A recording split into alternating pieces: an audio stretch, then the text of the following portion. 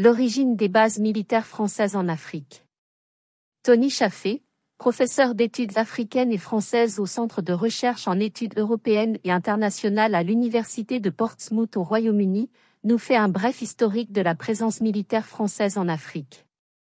La France a signé des accords de coopération culturelle, technique et militaire et des accords de défense avec la plupart de ses anciennes colonies au moment de l'indépendance en 1960, explique-t-il. En outre, des conseillers militaires ont été envoyés en Afrique pour travailler avec les gouvernements nouvellement indépendants.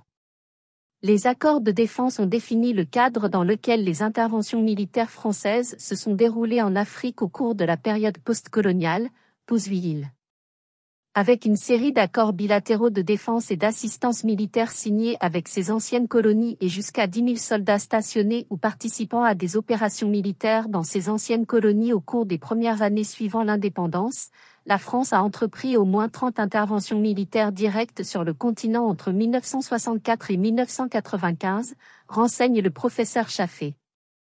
Selon Chaffé, la France a également poursuivi une politique de substitution, plutôt que de partenariat, avec les forces militaires africaines dans sa sphère d'influence postcoloniale, le précaré.